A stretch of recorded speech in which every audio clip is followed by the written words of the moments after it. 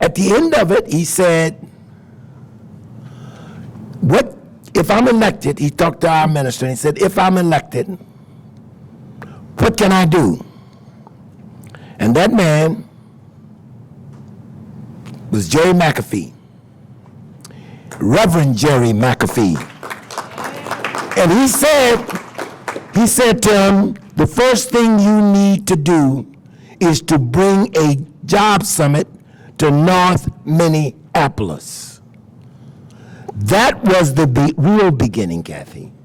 That was the beginning. And tonight, the NJCT is allowed to celebrate Reverend Jerry McAfee. I need you to come forward, Pastor.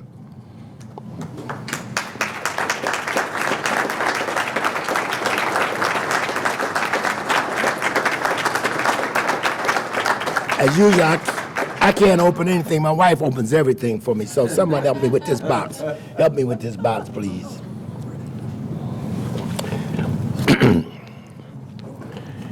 Not only did Jerry challenge the governor to do it, he also challenged me and others to get engaged.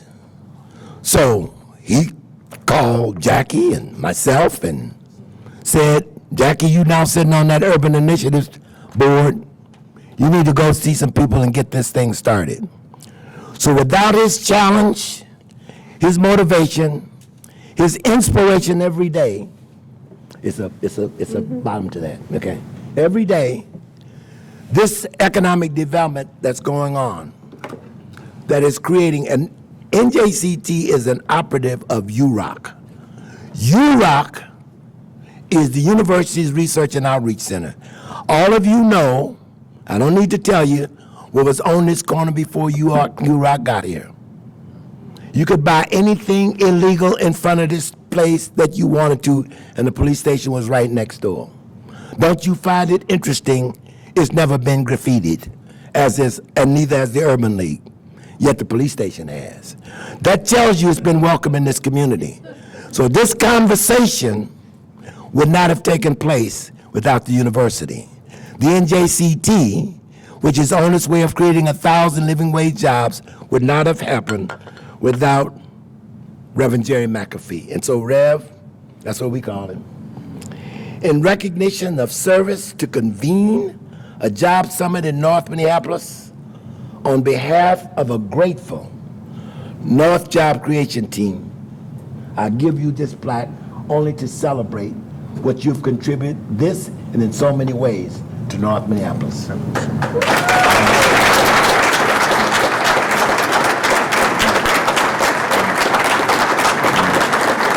Thank you. Thank you. Very quickly, I was trained and taught by Dr. W.L. McAfee, who is my uncle, and he always taught us younger preachers that the message is always more important than the man.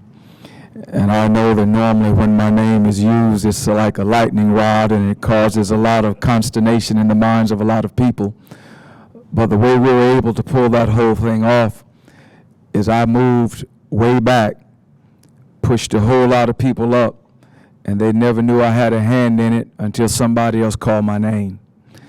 And I say that to those of you in the community today, that if your ego is bigger than the problem, Dr. Donald Parsons says that ego is an acronym for edging God out, that nothing is more bigger than the mission at hand.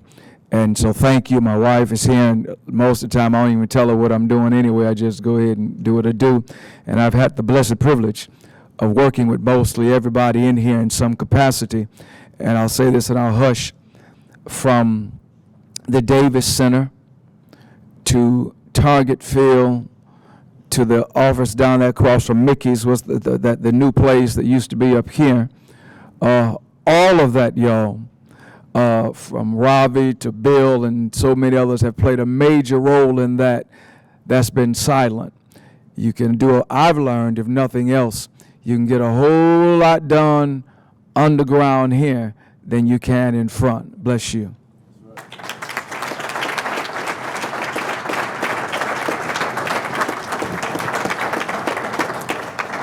Again, I want to thank the staff at UROC for pulling this event off. I know a lot of work went down, Leola Crawford and so many others, and James DeSoto. Oh, what would we do without James? I mean, absolutely nothing happens without him. So I want to thank him. I want to also thank that there are several members of the NJCT in this room. I want them to just stand.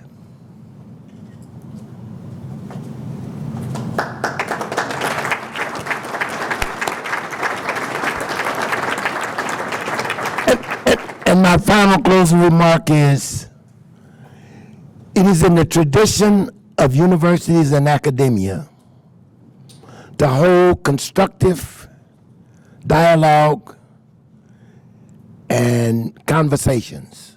That's in the best tradition of the universities. I remember when presidents of universities, Derek Bach, Father Hesburgh from Notre Dame, marched with King, went to Alabama. The foresight of the founders of our university, the people who led our university that created the Robert J. Jones Urban Research and Outreach Center, were visionaries. There is nothing in this community that serves this community better than being able to engage and do community-driven research and see the results by engaging its stakeholders to execute a plan to improve this community life. Our community is better off because of it, and I want to thank the university and Dr. Andy Furco and our esteemed Executive Director, Heidi Baharas, for this evening and your continuing work in our community.